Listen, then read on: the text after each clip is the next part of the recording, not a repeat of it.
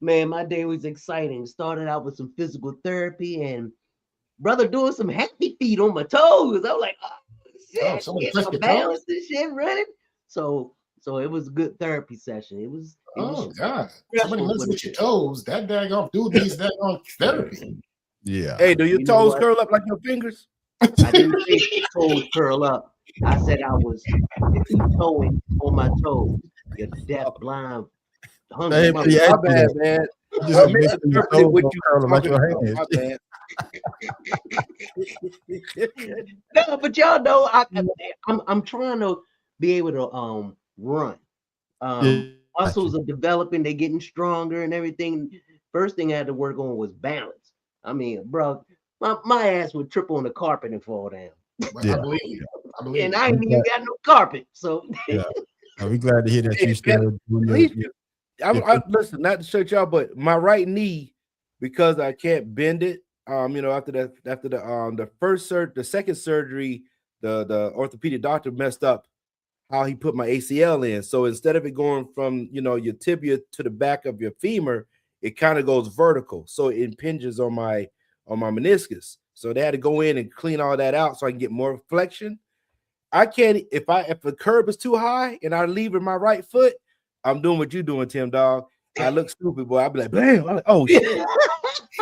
Man on the street. You need to get So a. I, You need to I get a always do the little ramps, the little medical. ramp. uh, I'm walking the little ramp thing. Like I yeah, got like that's what I need to keep from tripping over the curbs. you better yeah. walk with a cane then.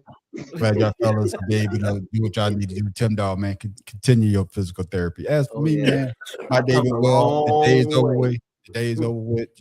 Like I said, tomorrow is Thursday.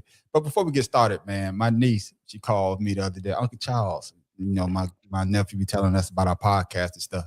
She said, Uncle Charles, can you shout me out on your podcast next time you on your podcast? So I can see you on TV. So I can see you on TV. So Jerry Rose, I'm shouting you out. Yes, That's talking to what's you. up. So hopefully, What's her name? hopefully Jaron, What, how you doing, yeah, Jaron? We don't do Jaron. shout Zero. outs. All right, there, the Jaron Rose. So I'm shouting you out, Jaron Rose, because she's like, That's Uncle what's up, Charles, bro. I see you on TV all the time. you do need, make sure you say my name, okay? So Jaron Rose, I'm shouting you out. There it What's is, her fellas, what's man. her age? Oh no, they say they see you on Jaron is TV. You should be on America's Most Wanted. no man, they be watching on YouTube on the television. Oh, Oh oh. yeah, she has a television. Jaren is what's Carter's 8, so Jaren is 7, 6, 7. Okay. Damn. Yeah. One of So them. shout her out, man. Shout her out. But thank you for watching, Jaren. Shout out. Thank you for watching. Yeah.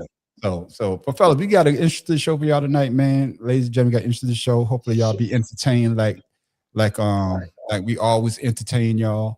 And let's go ahead and get it started, man. Because I thought this brother had enough money, but I guess not because he's coming back to boxing.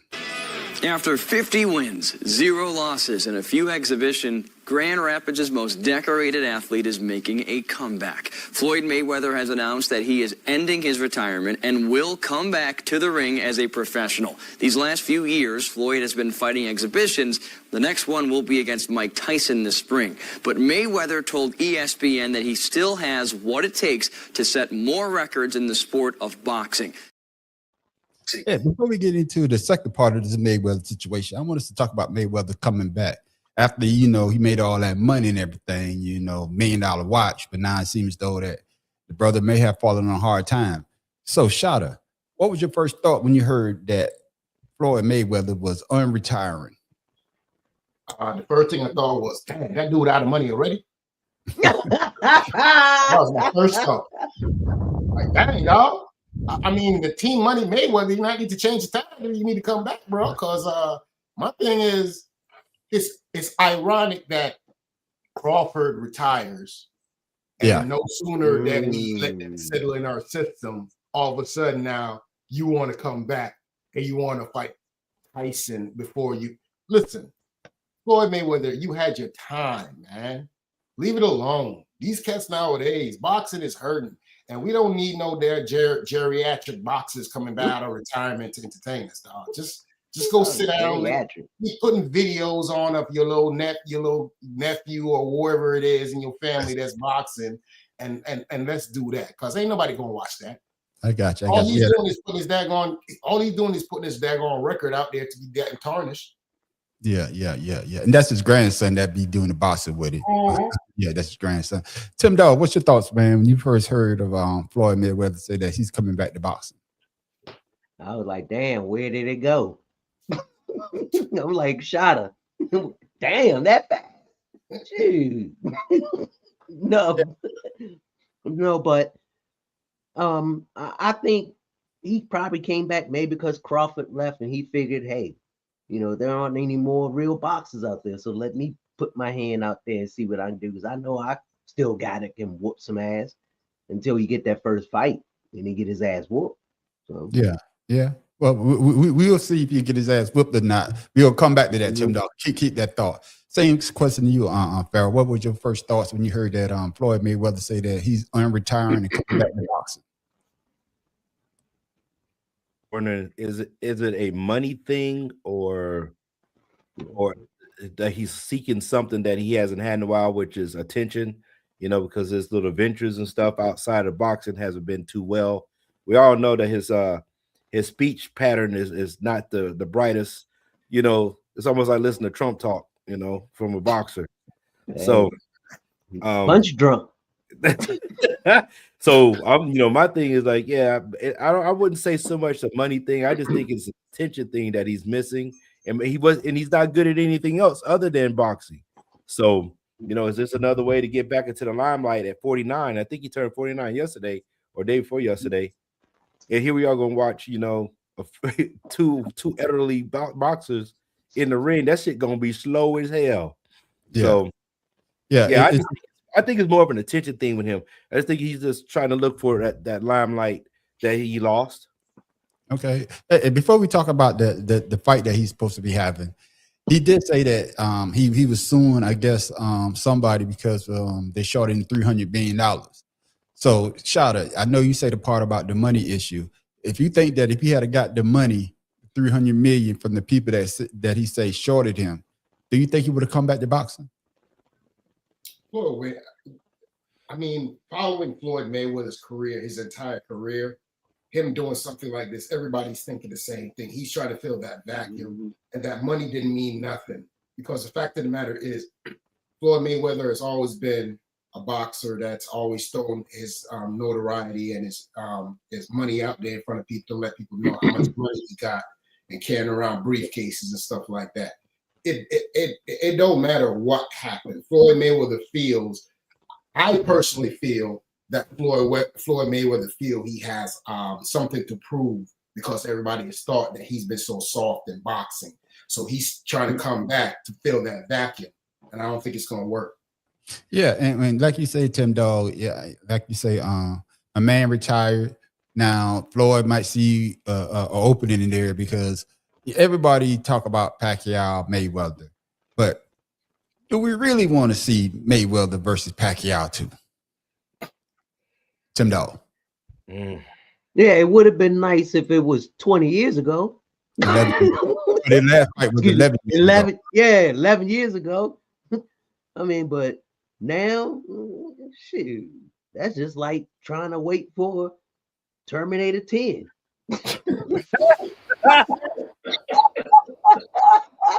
Well, I don't not go that far, but I think you say Farrell earlier. It's like, and Tim Dog, I'm agree with you. They should have fought. They should have fought early in their career when they both was on top. When they did fight, Pacquiao was way older than Mayweather, and Mayweather did get the best of him. But Farrell, like you say though, these are two older fighters that we done seen. Well, Floyd never lost, but we seen Pacquiao didn't look too good in a couple of his fights, and now 11 years later they're gonna have a rematch. So, do you really want to see that fight there?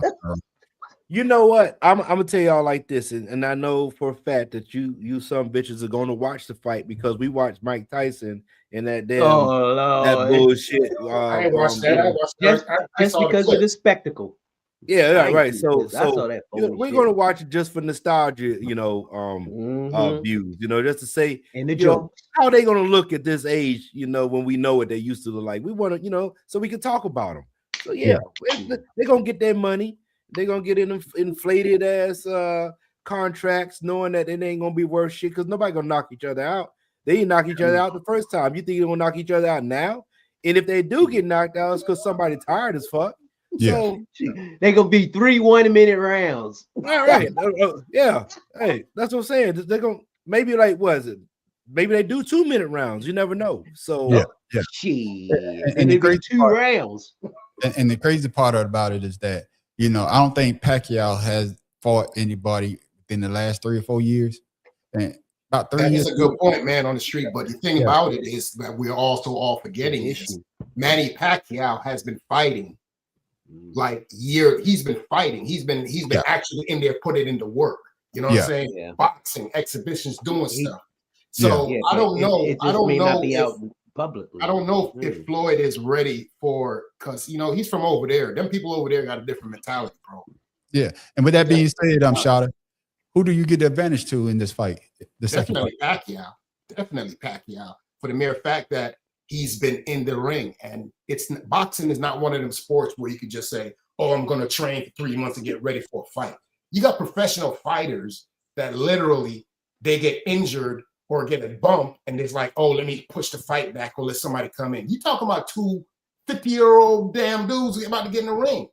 Yeah. And you talking about you want top dollar for that? Dude, top dollar? You got freaking daggone Garcia out here and all these people trying to run around and set a name for themselves, these young boys, and you out here talking about you want to go fight Pacquiao for a big. Who is going to really put that money up? Think about when this fight's going to happen. This fight's going to happen in September, fellas. What happens in September? They're going to do it. What's going to happen in September? That's the NFL and NCAC. Ain't nobody interested in seeing them two cats fight. Yeah, well, like Pharaoh said, Pharaoh, I'm coming back to you. You did say, you know, the nostalgia that you want to see those guys get in there. But I would disagree with you. The reason why we watched that Jake Paul fight was we thought Mike Tyson was going to be Mike Tyson and knock that motherfucker out. Like my man. That's my point. But then it turned into, oh, Mike Tyson just didn't get a little check. That's right. But so it's different. But Pacquiao get a little and weed money. Mayweather are different. Everybody expects it from Mike Tyson as far as I'm just saying what Pharaoh said. We're gonna watch it for the nostalgia, but I think it's gonna be different. We want to see Mike Tyson knock that motherfucker out. That's what we was hoping. Exactly. But we was hoping. So that's what I'm saying. You're gonna watch it knowing that, this podcaster is now trying to fight a legend in the game. Yeah. And it turned out to be this spectacle of bullshit. Yeah. And I'm like, this is crap. So are we gonna see that same thing with Manny and with Manny and then Floyd? Nah. So who do you get advantage to then, Pharaoh? I'm gonna say because of Vegas, I'm gonna give it to Mayweather because he's undefeated. That's all I'm doing. Okay. Because they don't want this man to get his first loss. And as you say, Shada, you think Manny Pacquiao has been in fights, and he's been fighting or whatever, but we don't know what Mayweather does behind the scene other than training and stuff like that. So it's not like he's out of shape. He just probably ain't taking a punch in a minute. I'm referring to the ring rust compared to So I believe he's going. Like I say, it's Mayweather though, man. The man prepares well, regardless of what we talk about. Yeah, exactly. Like I said. Yeah, what you got to say about it, Tim Dog? In the words of Money Mayweather, I'm gonna fight him and I'm gonna beat with Pacquiao again. That's for the 4th time. Oh, I mean 4th. Yeah, 4th time. I don't need no money. That's how you do it. That's exactly how he does it. Man, I hate to do it to you, man, but Negro, please. That was a terrible act. That's why he on the podcast. That's why he's on the podcast. That was terrible. But the fact that he's coming back. I'm gonna say, I forgot who said it, but I do agree that he's not. I think it was Pharaoh. He's not gonna lose this fight because of the fact that they don't want him to lose get his first loss against Pacquiao. They want him to get that first loss against somebody else in that division that's an up and coming, like you were saying, Shada. So that's going to be the big money fight. So who Crawford comes back? Exactly. Yeah. So who do you see in that division for Mayweather to fight if he gets past Pacquiao? I don't see nobody. The fact of the matter is, the fact of the matter is, Mayweather in his whole career, he's never had knockout power. He was known for his defense as a quickness. Not to mention, he's still dealing with a broken hand at an older age. Your daggone muscles don't daggone react, and bones don't react the same way. We all know that. We all spent our entire young adult lives in the military. So we daggone falling apart. So I'm saying this man had the best daggone trainers in the world, this, that, and the other. Father Time is undefeated. So either way you put it, when he's going in there, he's taking a risk, Taking a big high risk. Yeah. But that being said, Pharaoh, why do the exhibition with Mike Tyson? Because that's supposed to take place in what, July or something like that? Yeah, I think that's a warp. They're trying to see if there's they're going to try to create a buzz with Mike Tyson. Yeah, but that's what I'm saying. Why would you do something like Hopefully that? we don't get the Jake Mike Tyson. So they're doing an exhibition with Mike Tyson with Floyd? He's With Mayweather, yeah. But that's stupid. No, it's more like, No, heavyweight conditioning and the pre-fight featherweight before the is fight. not a good matchup. It's not about the matchup of him fighting Tyson. It's more about the promotion of him coming out fighting Pacquiao. Thank you, Tim Dog, for that. I appreciate that. I understand that. What I'm saying is, it's like when Why him? It's when Rocky went in there and jumped in with fucking Hulk Hogan. That's what we're looking at. Yeah, True. promotion. You know what I'm saying? Mike Tyson might have a flashback. He might have a flashback. Like That's what we're talking about here. This ain't Jake Paul. You know what I'm saying? This is another black dude that. What up, Claude? Okay, why you got to fuck with my bad kid? Kid gonna fuck you up. Bad. Hey, Morgan Freeman's a good dude, so I ain't worried about you. Hey, and the funny part is like Roy said when he was in the ring with Tyson, he said Tyson still could fight. Tyson, at one point in time he looked in Tyson's eyes and Tyson looked like the old Tyson because it hit him like, he really. That's what we expected with Jake Paul. No, but what I'm talking about with Mayweather. Michael Tyson. Well, I'm talking about with Mayweather. Tyson might have that flashback because I don't really think he liked Mayweather like that, and try to put him on his ass. But we will see, man. That'll be interesting. Right. And like I say, I don't want to see this fight between Pacquiao and Mayweather. But guess what? I'm going to watch it though. I'm going to watch it for the jokes. Are you damn right? No, I'm going to watch it, man. Shit, y'all maybe I had a video for that too. Fuck it. I'm not gonna play. We're moving along, man. Because I want to see it. No, they were just talking about Floyd coming back. Floyd Mayweather and Manny Pacquiao are fighting each other September 19th at the Sphere in Las Vegas. Yes, you have heard that right. No, you have not gone back a decade into a time machine. This is actually happening.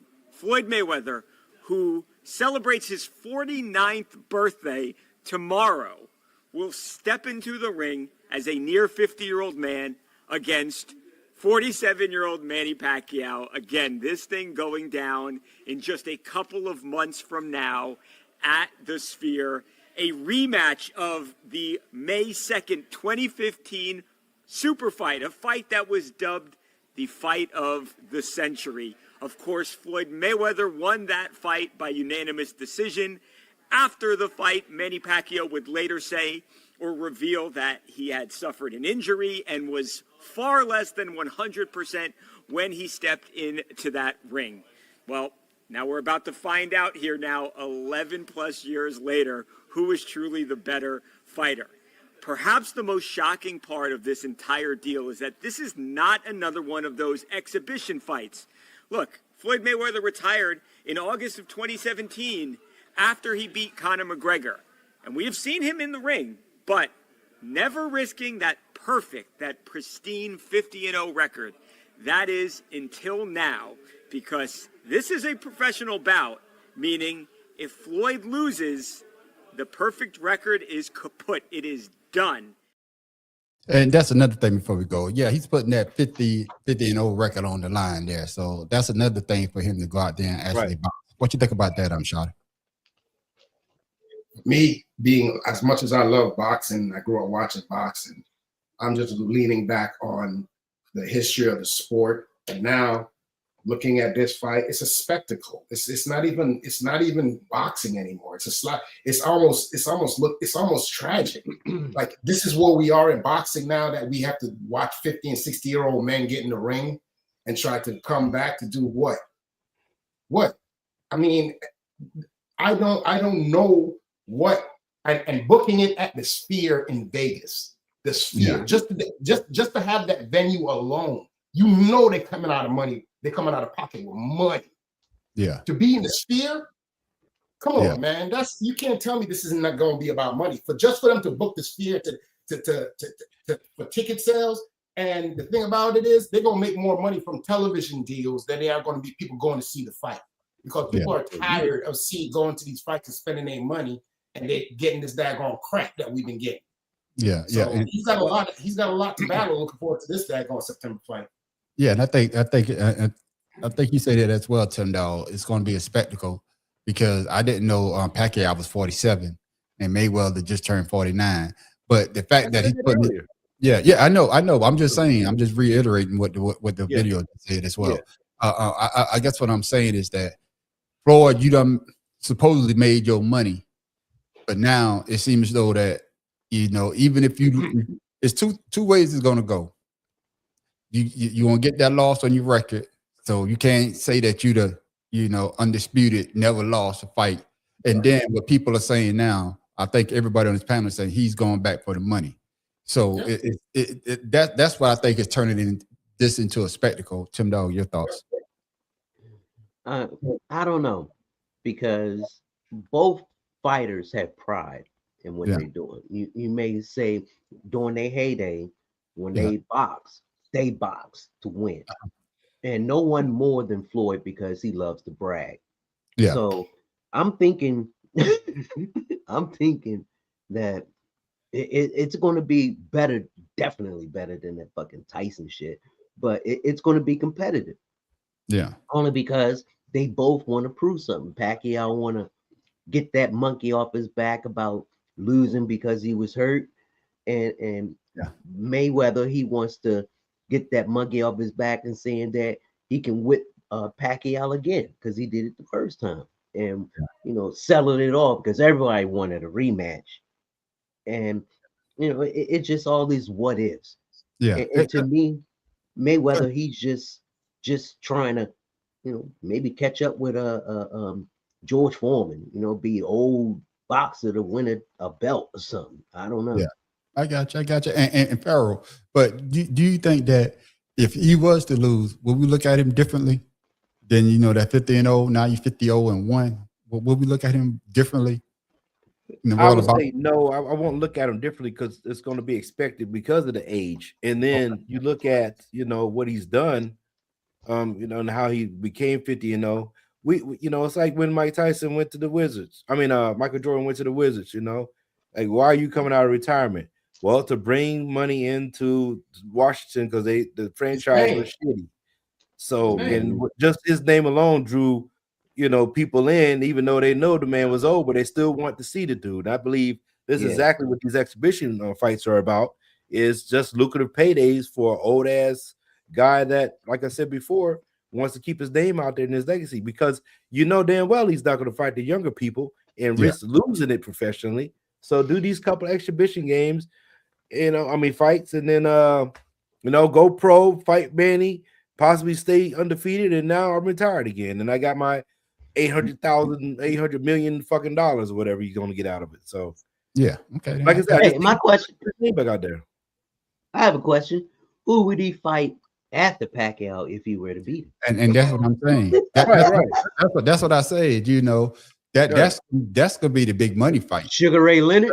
No. Because see, this is the way I look at it. He's gonna make a couple of $100 million off of this Pacquiao fight. But then let's say if he stays in, there's gonna be a young fighter that has a belt, and they're gonna say, okay, the old versus the young versus the old. And can that old lion still have it beat that young lion? And that's money fight. And like we say, who's going to be that person? Who's going to be that person go in there and fight? And that's why I think Floyd is playing that angle, how to make that money. because Hey, like check- everybody's saying, they gonna get money from that Pacquiao. But if he fight one of them young fighters, and that's what I say that I think he'll take a loss at, because I'll take that loss to that young guy, and I got that money, and then Plus, the younger dude's hungry. yeah. Yeah, but check this out.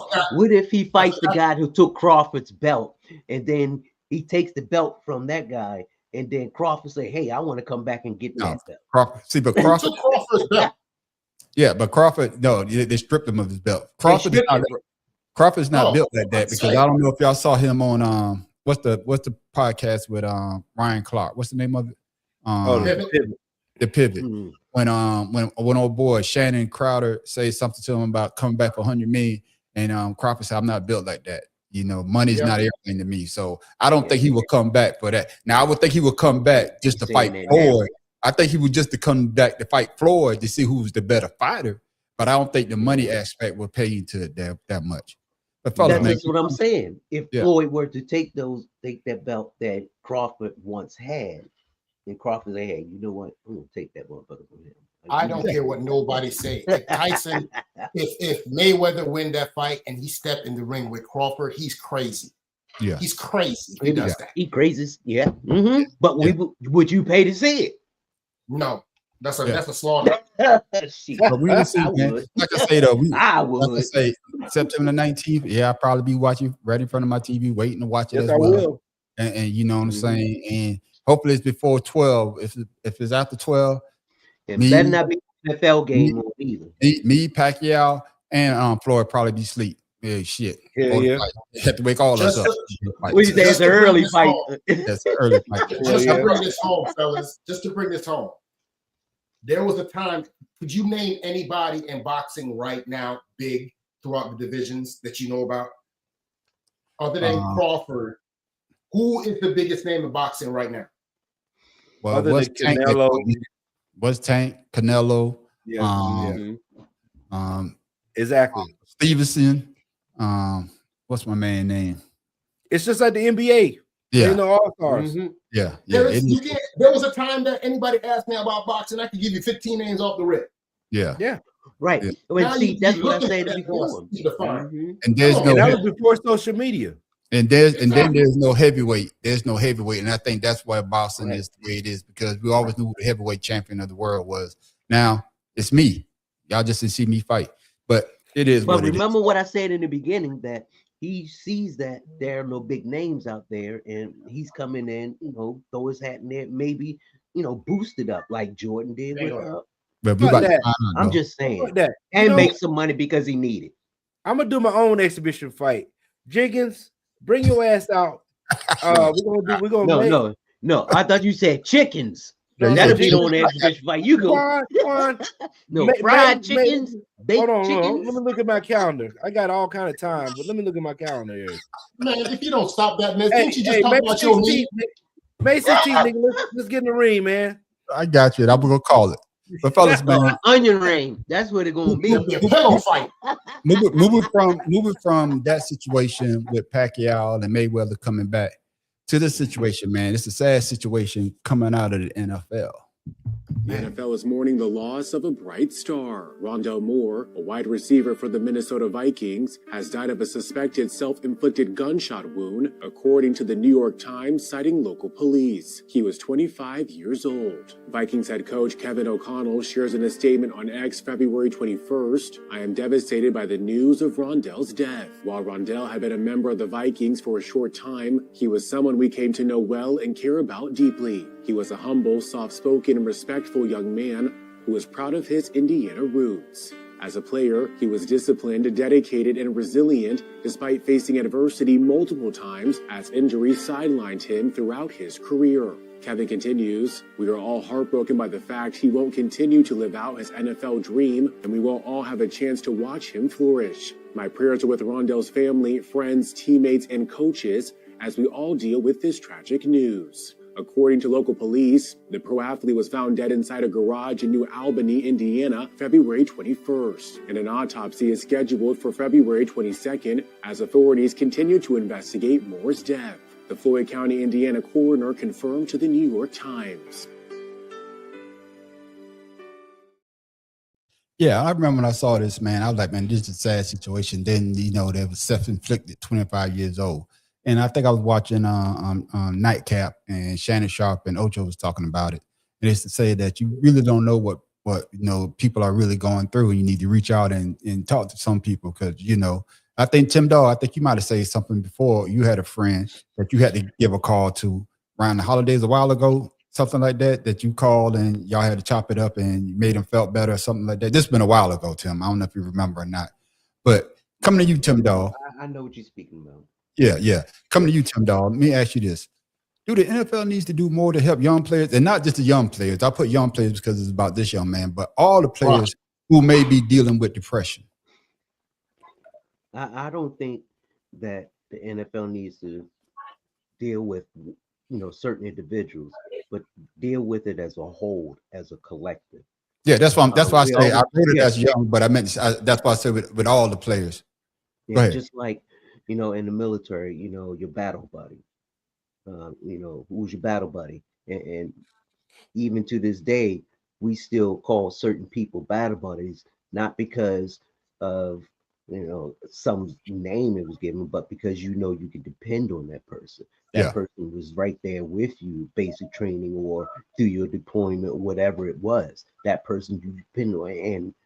And to me, sports like football, where you have a lot of CTE diagnoses with these players because of these head injuries, that it should be something that's universal within the NFL to say, hey, you know, you two are responsible for each other. I'm not saying that you go visit them or anything, but, you know, get to know this person so that if something were to change, you would notice the change. Or even if they're not going to be there for a long time, just be cognitive of your fellow players, just like we were of our fellow soldiers. Yeah. And I think that's the thing, that culture that just needs to be put around in the NFL. Yeah. Same thing, Pharaoh, man. What do you think of this situation? And do the NFL needs to do more to help young players, or better yet, all players who are dealing with depression?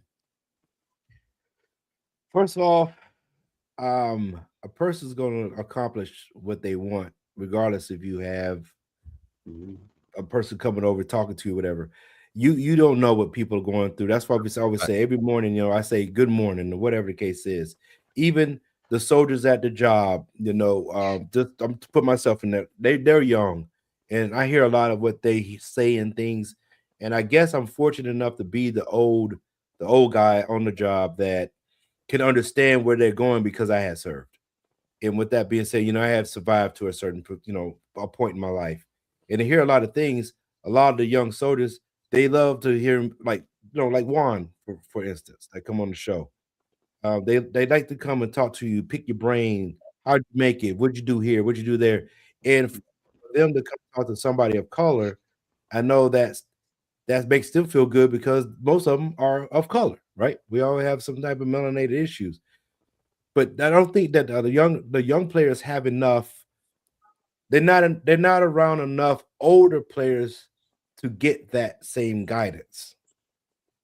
So, because there's a lot of young. What's the average age of turnaround? The turnaround. You know, you get all this money. You like in his case, I believe he got a career. I mean, almost a career in the injury, but it was a severe injury where he's sitting at home, and you saw what Minnesota did this year without him. So he probably felt like he couldn't contribute when he was contributing the year prior. And then, like you said, you don't have anybody over 35 that's playing the game. So you don't have, you know, older people. You got coaches, but they're coaches. They're, you know, and I don't think they have that same dynamic that we're used to. So what can you do? You know, you have family, and most of the time, the family, you're trying to help them out with the money that you have. Yeah. So I don't know what you can and can't do. You kind of feel for these people because they're thrown in a financial whirlwind that they're not used to with all this fame and fortune, and then they can't relate to it because they never grew up with it. Yeah, and because us in the military, we ain't got no money, so we don't have to worry about financial burdens to that extent. But I'm talking about if you get $20-something million contract and you're getting $900,000 game checks on Monday, shit, you know. Yeah, and like I say, it's just one of them situations that when I saw it, man, I was like, damn, 25 years old. And then the that, you know, he took his own life, you know, you know, that situation to me, Shada, you like, damn, you know, and that's why I wrote the question. And like you say, Pharaoh, if somebody wants to do something to themselves, they're going to do it to themselves, regardless if you talk to them or not. But Shada, what do you think about this situation? And do the NFL needs to do more to help their players who may be dealing with depression? That's what we would like all of us to see in the NFL. But you got to understand, NFL is a ever-changing landscape. Every single year, they're dealing with something with changes and all of that. Yeah. And everything that Pharaoh said, I agree 100%. Stuff like this touches me a little differently because when I was in the military, I actually had to talk. It wasn't even my soldier, but because of who they knew who I was and how I handled people, I had to literally talk a soldier on the phone from somebody else's squad down from killing themselves. I will never forget how that touched my family in a different way, man. It's crazy what the people don't know. And I took pride in that as a leader when I was in the military, because I understood what I went through as a young soldier. And some of us, like y'all said, when you don't have that older guidance, that person that actually is there to like, hey man, maybe doing it this way. What's going on with you? Instead of just yelling at a soldier and find out why did you do such and such? Let's talk about how come you ain't doing this no more? What's going on? And we don't have that, especially in the society that we have now. It's not just him. Your boy Martin Short, his only daughter just shot herself over the weekend. Right. And I'm talking about these are people with millions and millions of dollars. Think about the society what we're living in, fellas. We have people getting money hand over fist. Mental health is real. Yeah. And the problem is they talk about it, but they don't do anything to actually put anything in place to help these players. And that's it right there. These players are going from college to running classes and doing this, and then you're NFL, like King said, and now all of a sudden you got a $700 million contract. Okay. And you got this to do, you got this to do, and you're running here, and you're doing this commercial, you're doing that, and something goes wrong in your life, and nobody's there. Look at Tyreek Hill. Look at what's going on with your boy, the wide receiver with the New England Patriots, and his whole baby issue. Every year we have these situations get worse and worse, and the NFL, I don't think they have the gumption to fix it.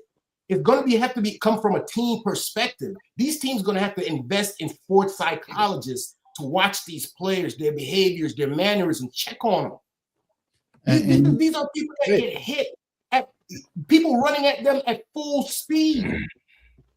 You go have problems. But what about this too, guys? We got to look at the dynamic of black players. Yes, it's the black players. It's like I said, in college, that's why they go to Alabama and all these, like Oregon and all these, like Clemson and stuff. The schools that actually didn't want us there to make a difference. They're seeing the coaches fly in on helicopters, in high school. They're like, oh, I want to do that. And then next thing you know, you get to college, you still ain't living in the same type of house or anything they're living in. And now you get to the NFL, if you're so blessed to make it. It's down there, though. Yeah, you're so blessed to make it. And then now we're talking about like what happened with Henry Ruggs in Vegas, Right. And we talk about the basketball player in Alabama that couldn't take a rejection from a female, and end up killing her. Now his NBA is life is ruined. Just stupid shit because they're put in positions that they never were exposed to. And I'm not saying that's an excuse. What I'm saying is it just seems like we're being, how you say it, gladiators for other people. I would say with this situation, man, it's just one of the situations that, I believe that he's in Minnesota. Minnesota ain't too many melanated brothers, I don't believe. And then, of course, Prince, that was the last one. And then, of course, you're not close to home. I think that could play on a young player's mind as well. And But he was in Indiana. That's right down the road. yeah, I'm just saying it's just a sad situation, man, that young player like this. And now the family got the little bit what could I have done? And I think that is something that nobody wants to go through. Tim Dog, your thoughts? I'm looking at the difference between the NBA, how they deal with mental issues, and the NFL, and how they deal with mental issues. The NBA, they have mandatory staffing to deal with mental health on the team. Confidentiality, they have education and awareness, player advocacy, and all kind of holistic support, through different activist organizations that's going around in the communities where the NBA teams are. But the NFL, they just mandate care, saying that you can have a professional person on site, proactive support, which is total wellness with one-on-one sessions, but they don't have anything that's mandatory that these players have to do to account for their mental health. They have player advocacy and community and funding, just like with the NBA, but once again, within the league, there aren't real strifes or things or tools that's there for the players to utilize. And to me, once again, if you're going to try and eradicate something, you have to change the culture. You have to change the way that you think. Just because these players making all this money, and it took them a long time to admit about CTE, you would think that this will be a top priority. Mandatory assessment, mandatory meeting. That's an excellent point, bro. Yeah, So yeah. That's why I say they said that they on the NFL they require, the team can employ a clinician on site for 8 to 12 hours weekly. I mean, some soldiers, some players, they may not feel, the need to wait because they probably waited so long or felt bad for so long that there's no one right there. Whatever happened to the coaches, getting to know their players in high school and college? They don't have time for that. Yeah, but see that's another thing too. But see, you have to. But but you're dealing with the pros now. See, coaches are not paid to babysit in the pros. No, they're not paid to babysit, but they are paid a lot of money to get them players prepared. If they're not prepared mentally, then when are they not prepared? I mean, they are prepared physically. They are paid to get them prepared to play the game of football. Once again, you got to change the culture. Tim Dog, I'm agreeing with you. Tim Dog, we agree with you. He's just giving you the facts. He's just giving you the facts. I know. Once again, change the culture. So let me help you out, man, on the street. Tim Dog, when you joined the Army, did somebody sit there and was trying to guide you and make sure that you had mental health and everything? No, they wanted you to get your ass up for formation, get that damn PT done. You know what I'm saying? They preparing you to be a soldier to go to war. That's what they're doing. But I was fortunate at my first duty station to have Tim Dog. We're not talking about you. We're just no. That's what I'm saying. I know what you. No, Pharaoh. Listen, I understand what y'all saying. I'm just saying if you change the culture, I already know what the culture is. We all know what the culture is. Yeah. But in order to make a difference, you have to start somewhere. Well, you got to be like the people you're talking about. How about that? There you go. But it starts somewhere.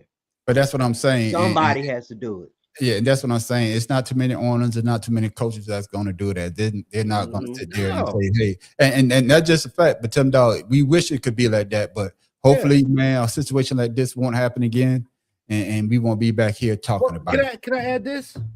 What about Shedeur Sanders' situation last season? Don't you think that he was under a lot of pressure? If it wasn't for his father or having the ability to understand how to run your life, just imagine if he didn't have that support system at his house, of how much stress he would have been under and what could have happened with him. Yeah, true. Now imagine you have one person that have a father, helping them out. Imagine a whole league that's making so much damn money that they can afford to put someone in there to help these young players out. We agree with you. We agree with you, but the We NFL agree with ain't you, work Jim. that way. But And it's not. I'm just It's not using that as an example. Yeah. But it's sad the NBA have a better program for dealing with mental health, and The they shit don't don't have work. CTE crisis. You got to realize Look at that LaMelo Ball. LaMelo Ball keep crashing all his damn cards. you got That's not mental health. That's just stupid. you also health. got to realize that the NBA there's only what 10, 11 players on the team. 15. Okay. 52-man roster. Yeah, but you got that's the difference right there. But like I say, man, this is just a situation that hopefully we won't be talking about again. You know, if you need some help, young brothers and old brothers, you need sisters as well. If you need some help, reach out to somebody. You know what I'm saying? Because you know everything may look bad at that point in time, but sooner or later it'll get better. So reach out to somebody, please, fellas. Man, no more videos, but man, we got some questions. We got some questions here, man. And here it is, right here. You know, the NBA coming down to the last 22 games of the season, and the MVP race is thick as goddamn. Thick as Tim Dog draws. The more white, you know what I'm saying? Man, fuck you. I should say tight. I would say your hair, but you ain't got that either. They type that Tim Dog draws. White. Who do you see winning the MVP this year? Oh man, that's a good ass question. I know who I don't want it to be. Can I say this? And you know, because this is a two-part. I got a second part question that I was going to ask after this. Now, let me say this: that the two favorite is SGA and Jokic, but they are also close to being ineligible for the MVP because they didn't play 65% of the year. Yep. Jokic already missed 16 games, so if he missed 2 more, he can't win the MVP. SGA, I think they say he done missed 11 or something like that. So if he missed 7 more games, he's ineligible for MVP. So That is dumb. yeah, so let me ask you. They do that because let me ask you. I'm gonna ask you this, Tim Dog. I'm gonna let you go first. Then, since you already, I'm gonna let you go first. Shot, if you don't mind, let me go first. So, Tim Dog, do you agree with the eligibility? And then, who do you have winning the MVP? No, I agree with it because MVP isn't just about individual performance. It's about what you contribute to the team and their success as well. So if you're not contributing to the team, 3/4 of the season, but yet you racking up all these stats, then how is it that someone who played the whole season had the same stats as you, maybe something a little bit different, won't get it because they played the whole season? That's why they did that. And that's why Joel Embiid, when he won MVP, he almost didn't get it because of, say what? You couldn't resist, could you? You had to use that name? I'm just saying that's what happened. I'm telling the truth. Yeah. And Embiid, he did everything he could to win that MVP. That was his dedication to trying to achieve something. To make sure he stayed in the court. Make sure they stayed. Did you say dedication and Joel Embiid in the same sentence?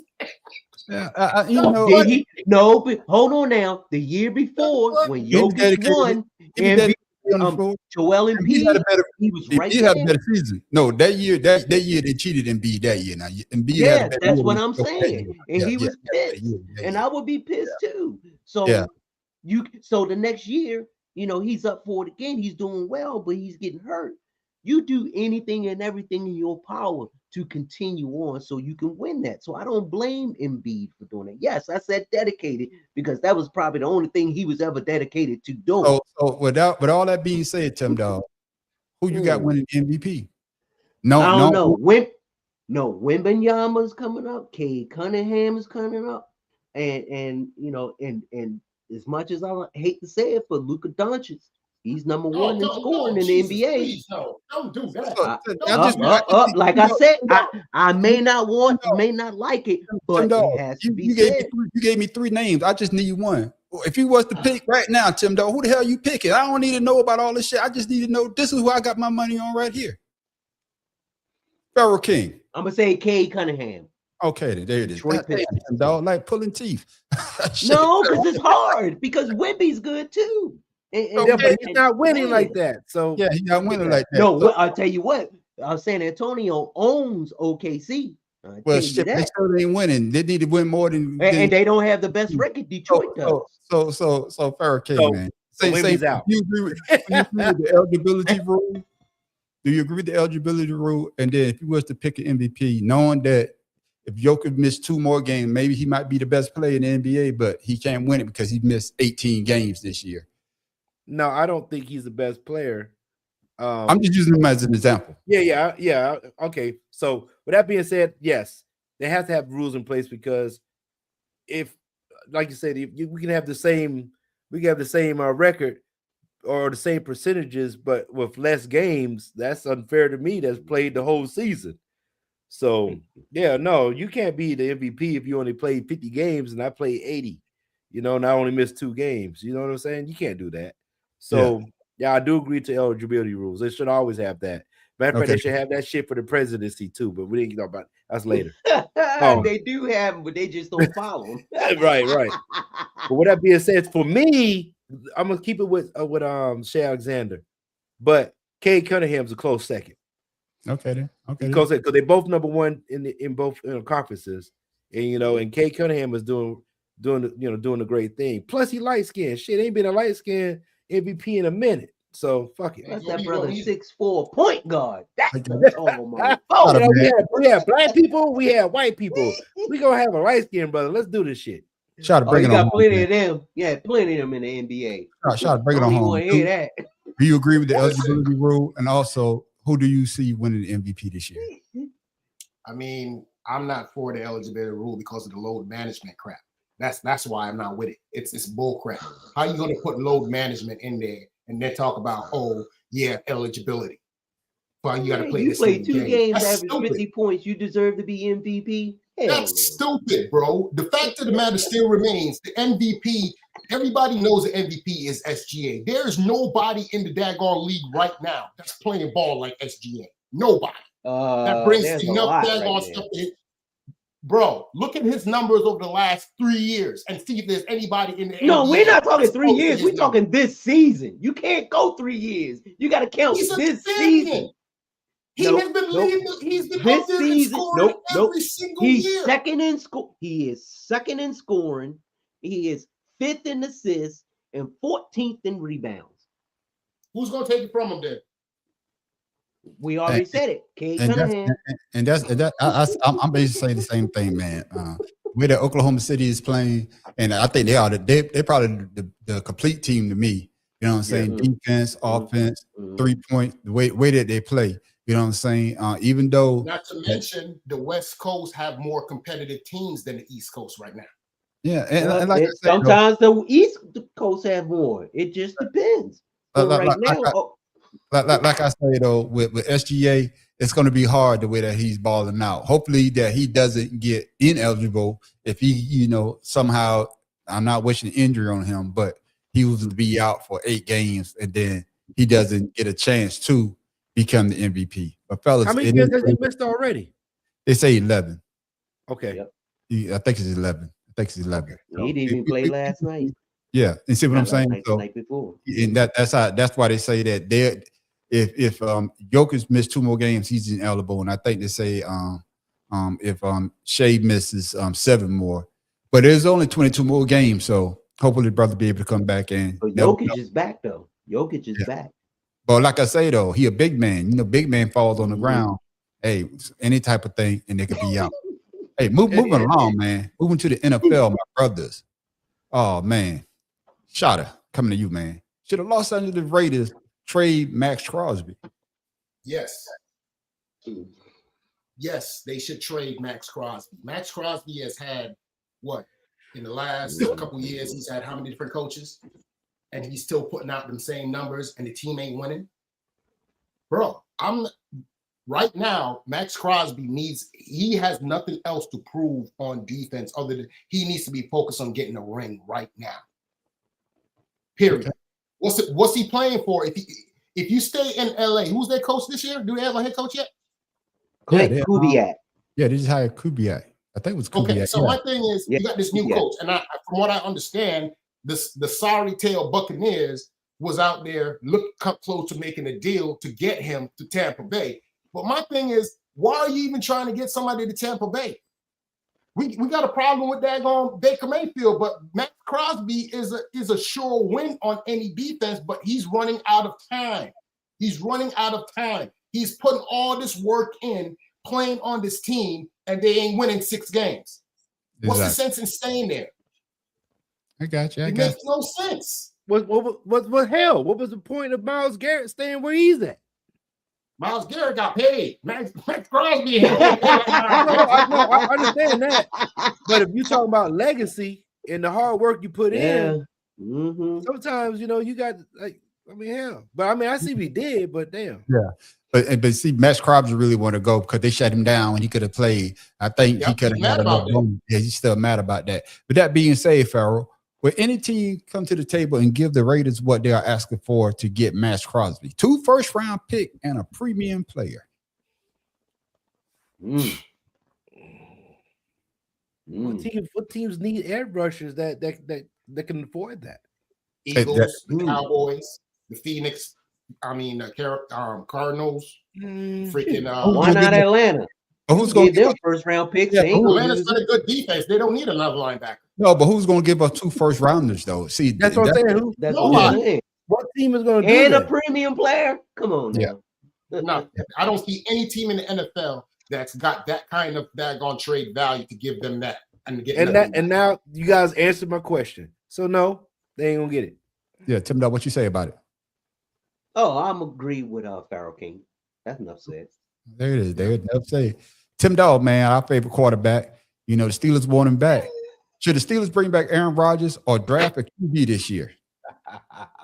You know what? I would draft a QB just to let him know it's time to go. There you go. Your days are numbered because they are. Come on now. And he could do the same thing to this quarterback that Brett Favre did to him, which is sit on the side. He did that shit with Jordan Love. Yeah, he already did that. No. He helped Jordan Love. Jordan Love said it. No, Jordan Love said it. But Aaron Rodgers was adamant about Brett Favre not showing him shit.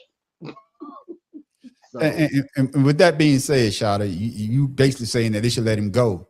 So if they do was to let him go, what would be a good fit for Aaron Rodgers if he does return back to the Steelers? Go back to that. And don't say home. Don't say home. Don't say home. I need you to say a team now. I need you to actually say a team.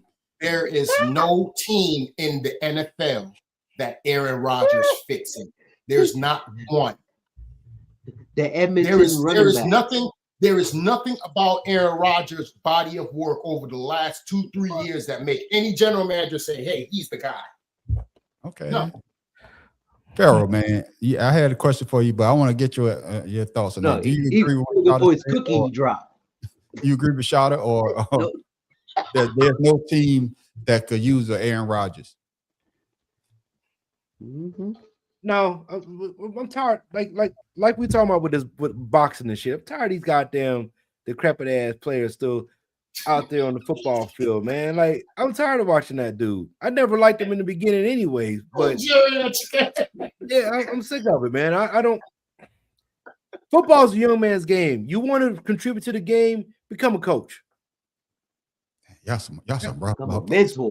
God damn. So all y'all say Aaron Rodgers needs to just go. Shut it down, man. Shut it down. Just like LeBron James. 41. What is he trying to prove? What's he trying to prove? Because he's not going to win. He's never going to be Brady. He's never going to be up there with the Mannings. He's never going to be up there with all these quarterbacks he's chasing. So he might as well go and sit down in the house. I got you. Okay. I was the smartest one. Look, I don't even think he's been married to have a child. You got time? Go do that shit. All right, then Farrell. Then talking about got time. Who you see getting traded first, Kyler Murray or Tua Tagovailoa? Both of them. Both of them. Both B-O-A-L. Both of them. They're both getting traded first. B-O-V. Hey, move along. I got you. B-O-V-O-F. Both of them. Yeah. But with that being said, Tim Dog, Farrell would say both of them. But do you see the Dolphins just letting Tua Tagovailoa go? They're just going to release him, and somebody probably pick him up that way. Your thoughts? Shoot. Got a new coach, new organization, new attitude. To a who? To a somebody else. Let's go. Moving on. I got you. Shada, talk about your favorite team. I'm talking about the Dallas Cowboys. Will George Pickens get a long-term deal done with the Cowboys, or will he get franchise tagged this year? Oh, He's gonna get his ass franchise tag. He ain't consistent enough. There is no way he's consistent enough for them to go ahead and pay him big bucks. Not when you have receivers out there that's coming out of college like JSN. That's immediate impact on the team. You got old boy down in daggone Tampa Bay, immediate impact on your team. You can't be going out there sending these dudes out here that don't want to play, that can't keep up with these cats. The biggest thing in the NFL right now with wide receivers is, number one, catch radius and separation. There it is. Those are the big things in the NFL right now: catch radius and separation.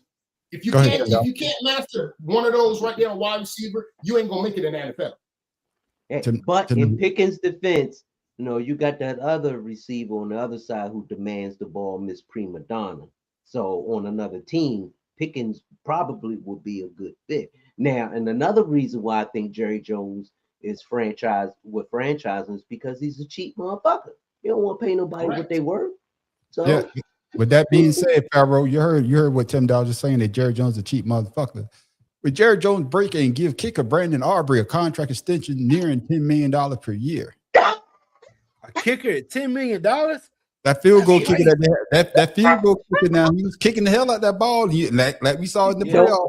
It came down to the field goal kickers. I don't know if we're going to do $10 million, but field goal kicker ain't bringing in the audience. Yeah, he wants to. He definitely wants to keep somebody like that, because the offense is doesn't do shit. You need that person that can get 3. Now, here's something else, guys. This year they're talking about saying anything 60-yard field goals now being worth 4 points. Oh, so they're trying to put that on the board. Now, if that comes into fruition and you have that Aubrey guy, he's definitely going to be an asset to the team. Hell yeah. Yeah, but the reason why I don't think they're gonna do that, man, is because everybody can kick 60-yarder now. Okay, listen, man. Not everybody. Just like the NBA, motherfuckers is all shooting threes. That is true. That is true. Not everybody. All right, so if we get some people to kick 60-yarders, then now think about this: the NFL is not even going to worry about, or the coach is not even going to worry about trying to get into the 20-yard range anymore. Yeah, they're going to be doing. They're going to be like field goal range is going to be at the 45 now. Yeah, I think they did offer him like $7 million, and he said no. $7 or $8 million, he said no. He wanted 10, and then I think the field goal kicker from the Chiefs is the highest paid kicker in the league at $7.2 million a year. Mm. Well, yeah, but that's deserving because they go to the playoffs. What has the Cowgirls have done? They get there and they lose. Yeah, so, and the reason why I say Jerry probably gonna break is because of the fact Tim Dawes say that you say he don't bring the people in, but he gets the W for the Cowboys, especially if the Cowboys, like y'all just say, I think he kicked a 65-yarder last year. Yeah. But then it was long as hell. I know that. Yeah. So the thing about the field goal kickers is it depends on the stadium that you're kicking in and what the weather is like. Exactly. Kickers kick further and indoor, and then if you go kick at somebody like the freaking Bears or one of them, and you got swirling winds, you see how that went. Yeah. So, but I'm also hearing in the scuttlebutt in the NFL is they're trying to go ahead and make all the stadiums covered now. So they should. We've been saying that. I've been saying that. Yeah. And if I'm paying $800 for a fucking seat, I shouldn't be sitting in no goddamn snow. Yeah, exactly. Right. And tell about somebody that's getting paid, he's probably going to get released. So, Tim Dawg, who would take a chance on Kirk Cousins if he is released from the Atlanta Falcons? He go back to the Commanders. No. I'm just saying. Doors are locked. Don't bring your ass into the parking lot. Why would you say that? Atlanta, all their players go to the Commanders, though. All their players go to the Commanders. They even got Why? the coach. Why you think that's it? Come on now. Y'all pick up all Atlanta's trash, so it don't matter. It is to include Dion. The parking lot is closed. Do not bring your ass here. There it is. No, but seriously, only reason why I say that is they help Jaden Daniels. I mean, he's a good quarterback, but he doesn't really have that veteran presence in the back that, hey, young man, do this, do that. I mean, he already naturally gifted. So Kirk Cousins, he's a seasoned vet. He's been there, done that. He could probably help the young man. That's all I'm saying. I see your point, Tim, but you got to look at the league. The majority of the league, none of them really have any real quarterbacks sitting on the bench teaching anybody anything. Most of these teams got quarterbacks. There it is. And the last question for everybody on the panel. Last question on the panel. Do you agree with your boy Donald Trump awarding the Presidential Medal of Freedom to U.S. hockey goalie Connor Hellebuck? I don't know how to pronounce his name. That's a technical foul on that question. Don't even ask that. Come on now. Okay, I guess all y'all say no. Hey, I just what the fuck? Come on now. On impulse, he's just doing it on impulse. The fucking man ain't do nothing but save 47 goals. That's it. I'm just saying, man. Hey, it's out there. Had to ask. My brothers had to ask. Now. But yeah, he gonna what's the prerequisite for the daggone Presidential Medal of Freedom? Yeah, for this president, long as you kiss his ass. There it is. Man. There you go. There's your ass. All right, my brothers, we already know that there's no more football. So, ladies and gentlemen, there's no Let's Pick 'em. But we do have this week's sports discussion.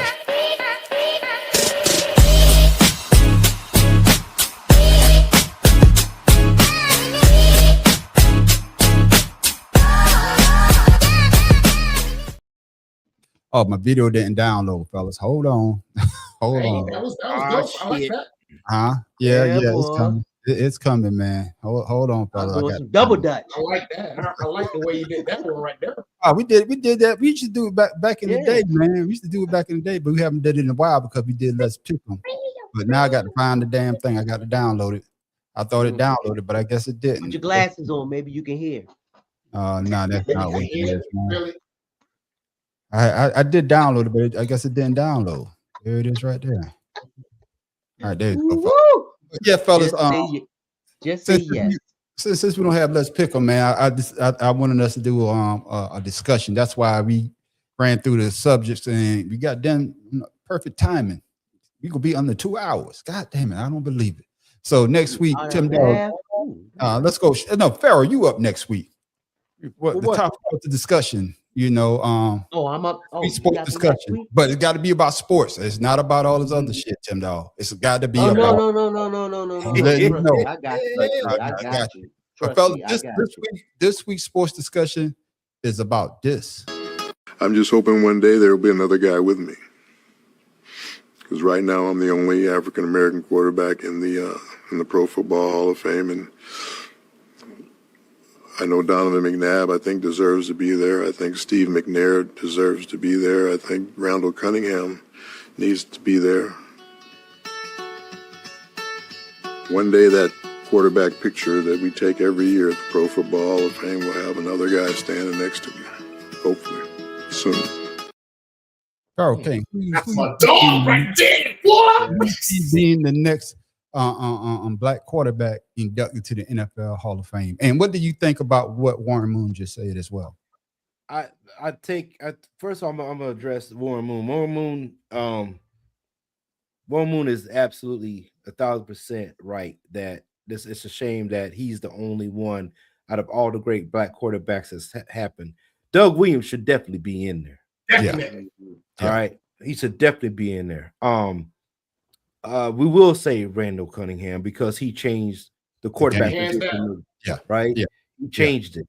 We're going to talk about Donovan McNabb because he had a great run Yeah. Another Philadelphia Eagles deserves it. quarterback had a great run, you know, with his coaching and what he's done. Yeah. It is a shame that he's the only one there, and we talked about this before. Yeah. You know, we talked about this before, and hopefully they do put somebody up there. I don't understand what their prerequisites are for why the quarter, like, because I mean, Warren Moon never went to a Super Bowl. He didn't win, you know. But Doug Williams did. That's what I'm saying. He should definitely be in the Hall of Fame, just for that stat alone. So just for that point, King, do you think that Eli Manning should go in before him because he got 2 Super Bowls? I don't think Eli Manning should not have been first ballot Hall of Famers. I know that much. Yeah, because you know, when you talk to Eli Manning, but we won't get back to the black quarterback. But we talk about Eli Manning. Eli Manning had 100 wins and 100 losses. I think it was tied. He had the same amount of wins. Yeah, like equal. Yeah, it's equal. It's an equal amount. Yeah. But he's going to get in because of 2 games, the 2 Super Bowls. And who did he beat? And who did he beat? He beat a 17-0 team, and he beat Tom Brady on both of them. So he's going to get in. It might be not. That's fine. You know, it's both being underdogs. You know, both times they got in there. Yeah, but the accomplishments that Eli has done was almost given to him as opposed to having to earn it. Exactly. Because if you think about it, he's supposed to have been in San Diego. Yeah. Supposed to have been a Charger. Yeah, that's right. I just want to know if the NFL is there. If this is going to be a question, are they going to put the stats and Super Bowls next to each other and what they meant to their team? Because I think that's what King was addressing. There is no standard. It's a I feel this guy or feel that guy. It's bullcrap. Put a standard out there so that we know who deserves to be in. I believe just Joe like we just talked about the NBA. But let me ask you, who deserves the MVP? But see, that's why I want to get. See, we not got off track. I want to get back on the discussion at hand. We got into Eli. We could talk about Eli all day. See, that could be King. That could have been. We're not talking about him. No, that could have been shot a question for his discussion. Does Eli? But let's get back to what Warren Moon said. He's the only black quarterback in the NFL Hall of Fame, and he called out a couple of other great quarterbacks as well. We all know what Randall Cunningham did. Randall Cunningham was a great quarterback, and Randall Cunningham played with a young, Randy Moss in Minnesota. So I was going to bring that up too. Yeah. They went to the playoffs that year. That's right. So Shada, who do you see? Do you agree with what Warren Moon said? And who do you see being the next black quarterback being inducted to the NFL Hall of Fame? I 100% agree with what Warren Moon said. He is on my list. Tom Brady's up there, but Warren Moon is my favorite quarterback of all time, period. But I think the next black quarterback that should go into the Hall of Fame, hands down, is Donovan McNabb. Hands down, Donovan McNabb. Donovan McNabb did something he changed the entire face of football by himself. There was no other quarterback playing with Donovan McNabb that did what he did, with the teams he did, and the division that he did. He never won the big one, but he was competitive every single year. You talked about the Eagles every year. He got to Washington. Washington was just coming off this whole thing with daggone Doug Williams and daggone Charles Mann and all them. No. You talking about later in life when after he left the Eagles, he went to the Redskins at the time. The Redskins. He played the Redskins. He was rebuilding with that stupid he was basically daggone trying to. That was the end of his career. I'm talking about at the peak of his career. He was the man. Yeah, peak of his career. I agree. I think But you're missing the point with Doug Williams. Doug Williams was drafted to the Tampa Bay Buccaneers because of all the way. Right. Joe Gibbs, he changed the franchise himself. The reason why when Joe Gibbs got to Washington, he made sure when Doug Williams was done, he brought him over. Exactly. Correct. Because I remember when Gibbs had pulled Jay Schrader out the game, and everybody when he put Doug Williams in, he went to Grambling and did that and the other. But boy, Joe Gibbs already knew about him. That's what people don't know. So we got one for Doug Williams and we got one for McNabb. Tim Dog, your thoughts on what Warren Moon said, and who do you see being the next black quarterback being inducted to the NFL Hall of Fame? It's either gonna be Doug Williams or Randall Cunningham, in my opinion. I mean, Donovan McNabb, Steve McNair, they all deserve to be in there. And it's a shame that, you know, we as African Americans in the NFL have done the most but received the least. True. And I agree with that statement. and we all know how the NFL is a good old white boys system. How many black owners do they have? Not even partial owners, other than Nope. Washington. Now I'll take that back because we have Oh, Magic because of got Yeah. Magic Johnson. yeah. I mean, but other than that, it's an atrocity to think that the NFL is supposed to be pro socialist, you know, pro diversity, that the diversity stops when it comes to the ownership. So I'm not surprised that there's only one black quarterback. And as a matter of fact, I forgot that Warren Moon was in there. I didn't even think there were any black quarterbacks in the Come on, NFL, man. to be Warren Moon honest. was a star, baby. No, I know he was a star. Like I said, you know, it's just an atrocity that even Doug Williams' name doesn't even come up.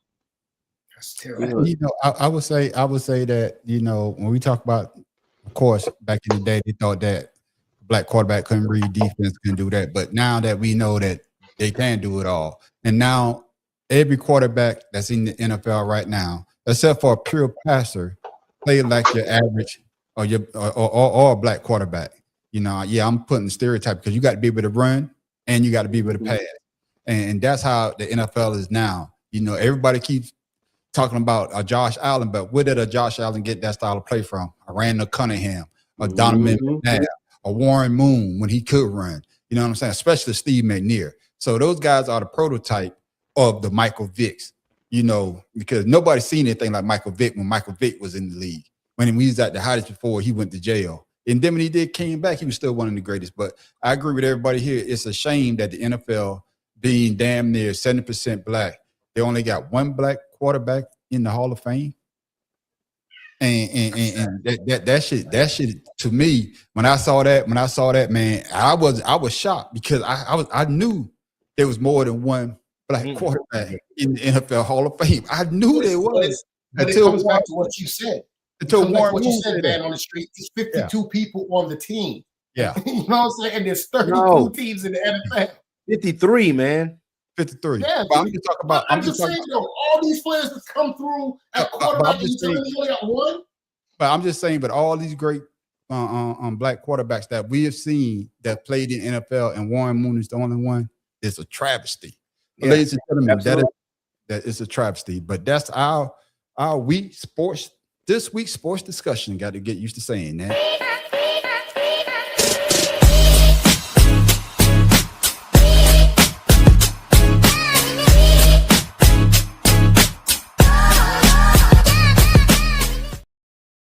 There it is, ladies and gentlemen. Now it's time for my main man, Shada, today in sports.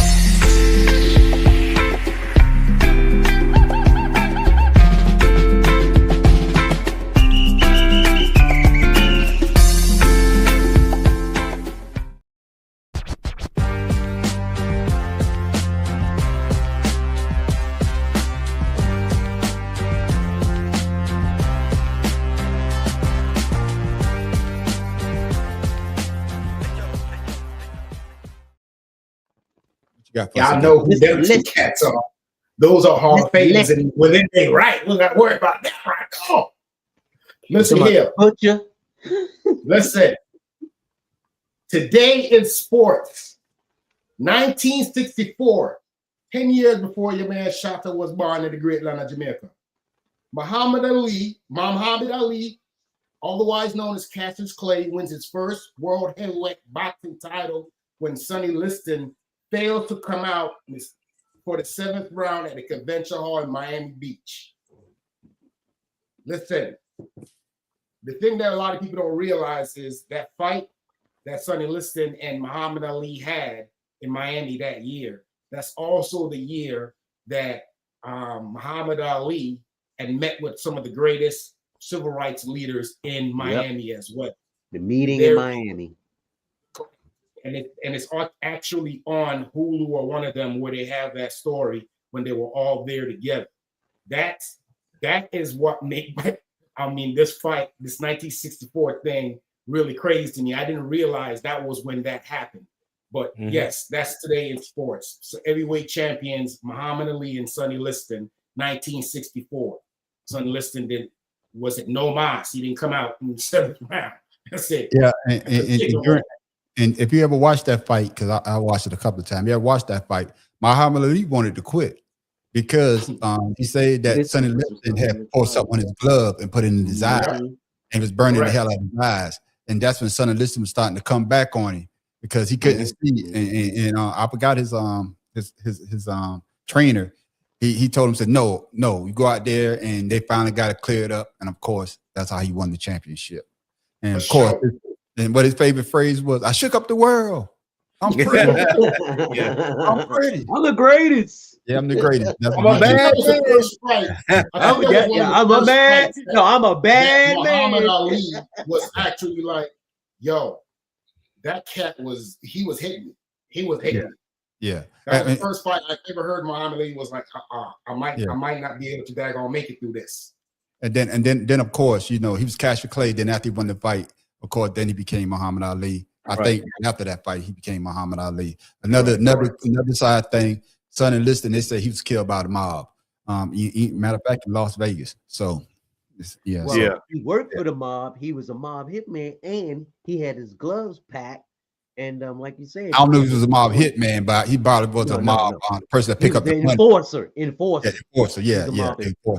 Hitman take motherfuckers out. That's what I'm saying. Also, remember, after this fight with Liston is when Muhammad Ali started talking with your boy Bumpy Johnson too in New York. Yeah, that's so there it is, man. Shout out, was a good one right there. Ladies and gentlemen, that was Shout Out with today in sports.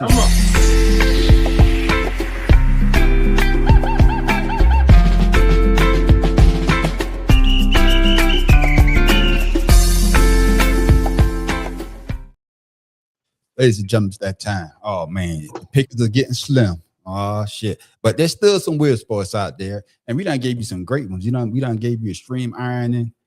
We done gave you rock skipping and Pharaoh. What do you need to become a professional in rock skipping? Oh man, it's 2026. I don't even think we have that anymore. Oh, it's still there. Rock skipping ain't going nowhere. Hey, do the tariffs, man. The rocks got expensive. So, but then you hear the Supreme Court said they're illegal. Hey man, I'm saying, man. No, y'all got my wife. Y'all got my wife looking up weird sports now. Stop that mess, man. Like I say, $10. Charming. $10, man. $10 in your own uniform. Forget your river rocks. There it is. We done did Worm Charming. We done did snail racing. We done did goddamn ferret racing. We done did shit. Ferret in your pants. Hey, we done gave you a lot of great ones. Oh, what was the Golden Booth wrestling? Even sleeping contest. You can contest. We have a contest sleep. Some of the weird sports is physical, but the majority of them are sports that you can go out there and do if you're not a true athlete. And fellas, I don't think you have to be a true athlete to do this sport right here.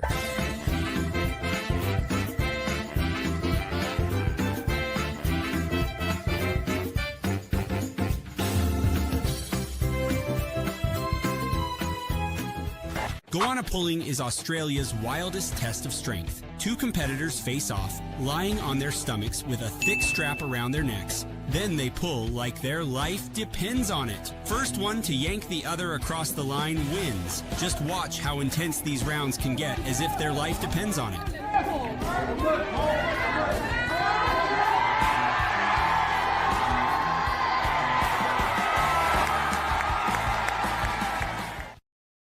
There it is, ladies and gentlemen. Pharaoh, you got that look on your face like, what the hell?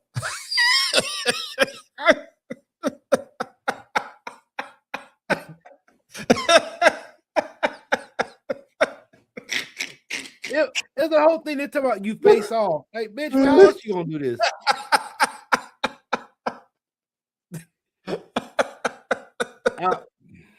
You lost for words, eh? They had a crowd. They had an audience for this shit.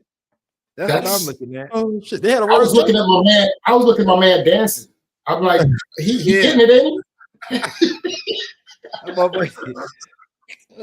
Bro, listen to me. You got two grown men laying in the prone position, looking each other in the eye with a bro. Listen, that's to almost me. like Roman Greco wrestling. Like you get mounted up on this shit. Oh shit! Nah, we ain't doing that. I thought they were. What was the trap? What was it made out of? The original one, because I did a little research. The original one was done out of the thing they put on the horse. What they put on the horse? The horse rings or whatever. Yeah. That's the original one, but that was just a leather strap that they had on. But the original ones, they used to take the horse rings off of and put around their neck and pull each other like that. So you talking about the original? So this should be going on a minute. Yeah, this should be going on for a minute. Yeah. This should be going on for a while. I wanted to see if they were. If I wanted to see the like two lizards hold their heads and smash them joints together and see who made it, who didn't get knocked out. That's what I wanted to see. What you say, Pharaoh? You said my algorithm. See, I tell you, my algorithm's all kind of fucked up. Shit just be popping up, man. Hey, you know what this is? You know what this is? This is nose wrestling. That's what I was thinking about. The opposite the way. Yeah, I was thinking the same shit. That's all this is. Yeah, but there it is. All right, nose wrestle, turn around, then we got neck wrestling. Strong ass neck is what you gotta have a strong neck. That's what I'm about to say. You gotta have right up here, these traps. Oh yeah, the traps got to be Ask strong. the question: how did they come up with this? Fuck if I know, man. Shit. Wait, did you see they had wrestling outfits on too? Yeah, you asking me like I know, man. I don't know. These motherfuckers do weird shit. That's why we call it weird sports. When you say that underline the name weird. Hey, there you go, because this shit weird. I just got this problem. I just got this problem with two. I already don't like face-offs and boxing. Men faces being that close together. That's not what you want to do. You're a homophobe. I'm not a homophobe. I just don't want you in my face. I don't want you in my face like that. I don't need no spit. I don't need no spit. That motherfucker Jamaican. That's what you need to say right now. No batty boy for him. That motherfucker Jamaican. No batty boy. Motherfucker, what the fuck do you mean am I homophobe? No. I don't want your mans in my face. No. What's understood don't need to be overstood. That motherfucker batty boy. I shut up. That motherfucker gonna eat pum pum. No, eat the pum pum. Yeah. Be found up missing up in the banana plant. Nobody said that, man. Wrap you up in some goatee and send you to the bed. There it is, ladies and gentlemen, our weird sport of the week.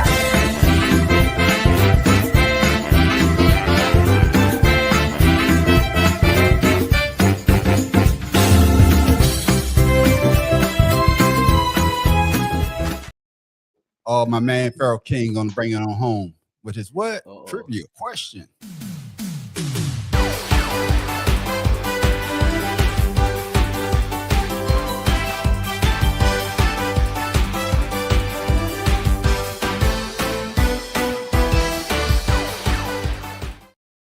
King, what you got for us this week, my brother?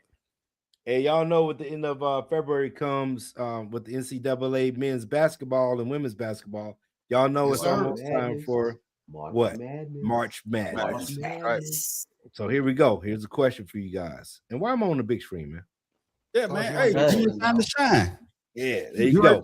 You're a talk shit to my cousin, so I want to make sure he see what he about to deal with. You notice he didn't accept my challenge. Pump.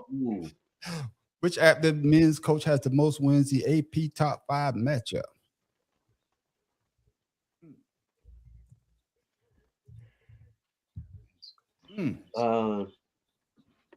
Williams, NC North Carolina coach. You don't coach North Carolina. Roy Williams with the Roy Williams. Yeah. No, he don't coach anymore. He gone. The question is active men's coach. Yeah, he doesn't coach anymore. What's it called?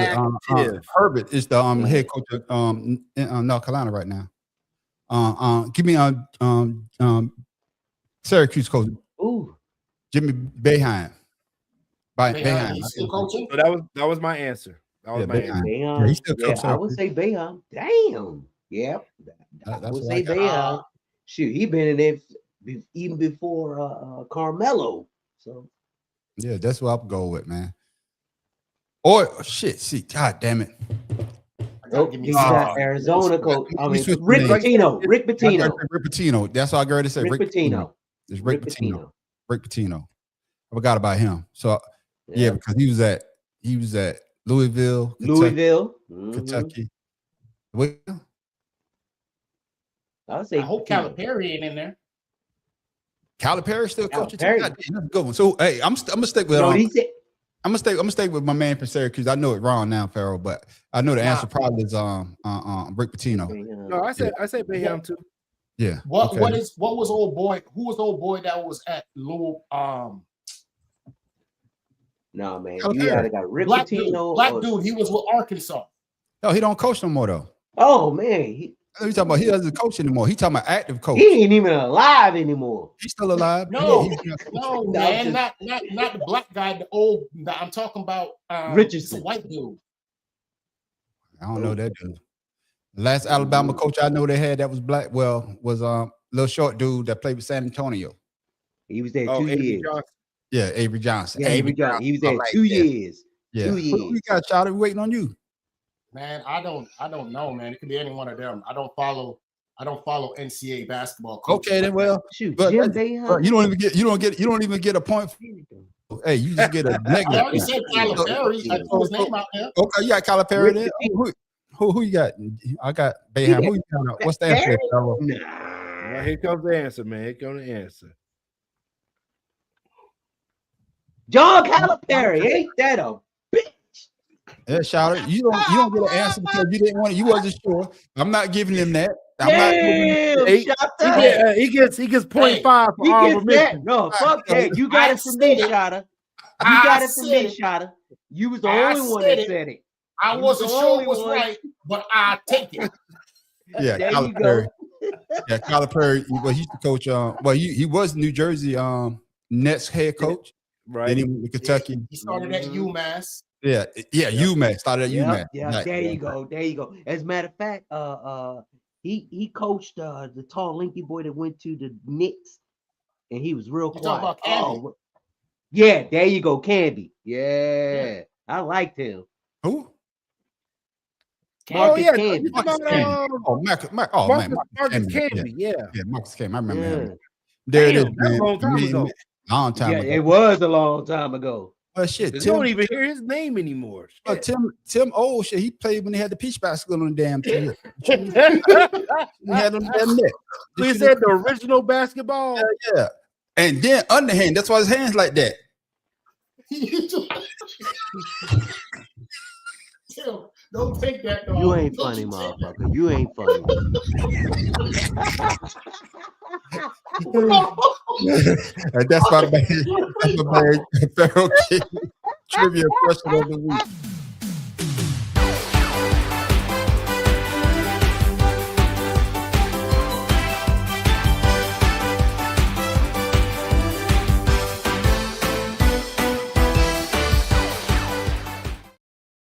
Tim Dog, man. Shout out to social media and give the people something to think about before we go, my brother. Friendship can go a long way. It just depends on who you consider a friend. Me, I'm very picky about who I call friends. Everybody who seems to be nice may not always be your friend, but someone who cares about you, who not just about you, your well-being, your fam, that's a person I would consider a friend. Someone I would bring to my house. Just like the guys on this panel, all day today, I've been looking forward to this because I know that when I get on this show, I'm going to have a good time because my brothers are there to pick me up. You may not have good friends like I do, but try and find someone that you can trust and go to, and that person will make you feel good.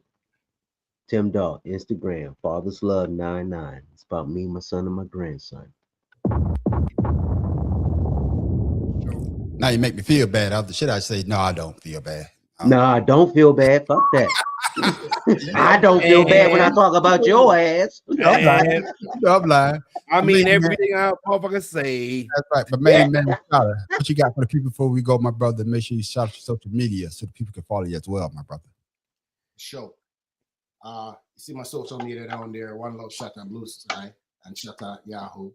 But for those of you who might not have seen it, I didn't, but I've heard about it. The State of the Union that was last night. I'll tell you like this right now. We are in it, y'all. So keep your head above water. Don't spend all day watching this fool because there's other things going on in the world. Take care of your family, your friends, and make sure that you keep God first. That's the only way to survive this thing. Holla at your boy. There it is. Take care of your money.